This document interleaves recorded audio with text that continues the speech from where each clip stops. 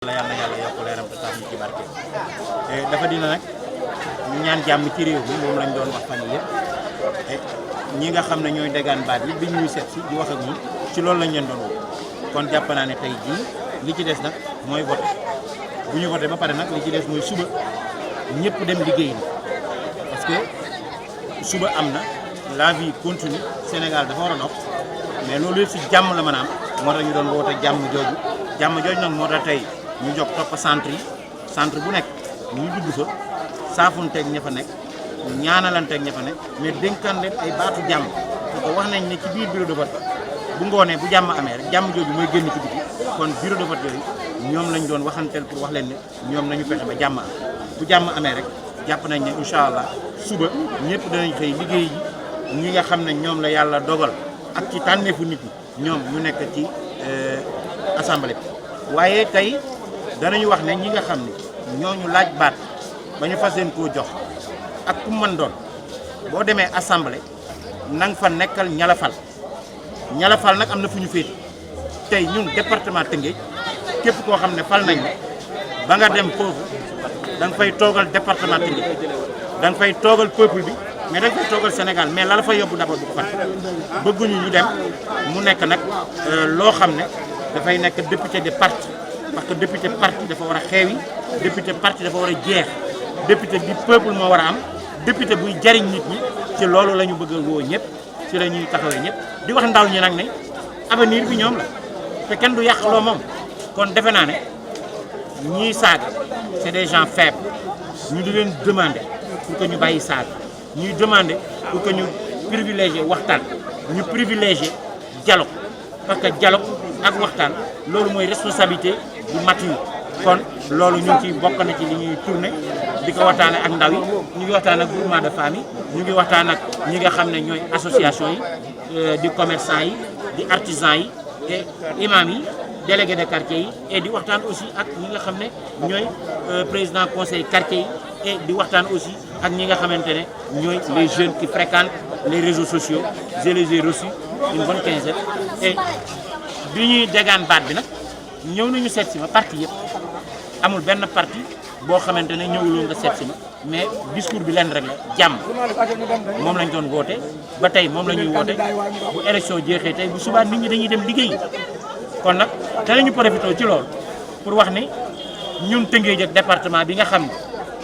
ne ndey ji réew ji moo ko jiite ci wàllu coutume danañu fexe ba incha allah industrie yi nga xam ne ñu ngi ci département bi ak société yi nga xam ne ñu ngi ci département bi que ñu am njariñu département bi parce que jàpp nañ ni li ñu war a def am na lu ñuy def waaye dañuy ñaan yàlla ñu yokk ko te bind nañ leen danañ leen rencontrer danañ waxtaan ak ñoom parce que tey bi ñu gisee ak njiitu réew mi wax nañ ko ne ko dañu bëgg hôpital niveau 4 wax nañ ko ne ko dañu bëgg centre de formation pour Rufisque au sol ak pétrole bi wax nañu aussi ci ak président de la République wax ko ne ko bëgg nañu lycée technique bëgg nañu hôpital niveau 4 bëgg nañu crédit mutuel boo xam ne mutuelle de santé boo xam ne mag ñi nekk ci biir kër yi feebar ñu mën a faju bëgg nañu aussi que ñiy def petite et moyenne entreprise ak petit business ñu accompagner leen ci formation accompagner leen ci assistance mais accompagner leen financièrement donc yooyu ay projet la yoo xam ne tey ñi fas yéene dagaan baat bëgg a doon député danañ leen woo ci loolu ñu waxtaan ak ñoom parce que loolu mooy li nga xam ne moo jaar kon nous remercions le bon Dieu et nous prions pour le prophète Ali salatu wassalam et nous remercions notre guide spirituel Serigne Babacar Sy et d'abord nous remercions tout le monde. Nous sommes ici aujourd'hui faire le tour des centres pour demander la paix. La paix d'abord au niveau des bureaux. S'il y a la paix là-bas, le soir, s'il faut le PV, moi je crois que la paix va continuer. Et c'est ce que nous demandons à tout le monde. Qu'il y ait la paix parce que la vie ne s'arrête pas d'aujourd'hui. Il faut que demain les Sénégalais aillent travailler. Il faut que demain qu'il y ait la paix. S'il n'y a pas la paix, on ne peut pas travailler demain. Il faut qu'on continue à travailler. Et d'abord, ceux qui veulent être des députés dans le département de Rufisque,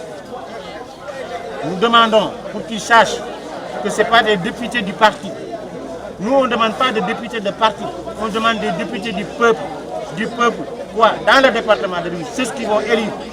ces gens-là, on va leur demander de venir défendre nos intérêts. Parler aux industries qui sont là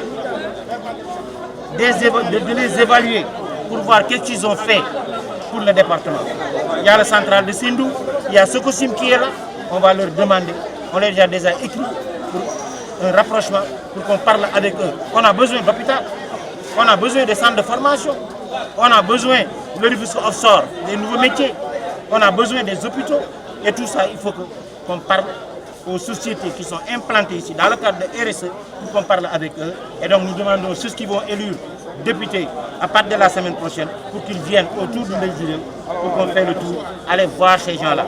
aller voir l'intérêt du département. C'est ça qui nous a animés aujourd'hui. Et donc aujourd'hui, si les gens me voient, ils disent voilà le Ndeye moderne. C'est ce qu'on incarne. Parce que si le Ndeye ça doit être des gris-gris, des cannes,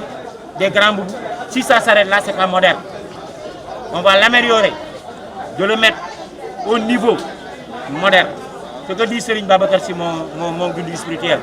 nuru sa baay nuru sa jamono ko gën bu fekkee ndombu tànk yi dafa war a nekk ci takk ndomb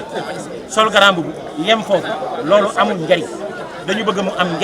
njariñ bi muy am nag mooy ñu fexe ba mu moderne donc ñu di ko incarner ci accoutrement bi di ko incarner ci wax bi di ko incarner ci jëf tey jii wax nañu ne ñett moo fi nekk yuy indi jàmm ci réew cin li Sénégal ñetti tànk ko téye ñetti tànk yi ko téye benn bi mooy pouvoir bi nga xam ne moom la gouvernement yore beneen bi ci des mooy sëriñ si këri diine yi beneen bi ci des nag mooy ñun borom doom bi tànk yi te xam nañu lan la ñu war a mën a jariñ xam nañu lan mooy suñu rôle kon nag ñu gërëm ñëpp sant ñëpp gërëm la presse gërëm surtout la presse parce que tey jii bu ñuy wax un bon citoyen jàpp naa ne yéen a gën a nekk des bons citoyens kon jàpp nañ ne incha allah sous peu de temps danañu fexe ba Rufisque dajaloo département Rufisque dajaloo les hommes politiques les acteurs de développement les entreprises les chefs d'entreprise ñun ñëpp ñu dajaloo autour de l'essentiel mooy luy jariñ dëkk bi luy jariñ ndaw kon ñu ngi woo ndaw ña ci jàmm ñoom ñoo war a jiitu ci jàmm kon ñu ngi leen ci woo te comprendre nañ ko ñëw nañ seet suñu waxtaan nañoo ñoom kon nag asalaamaaleykum wa rahmatullah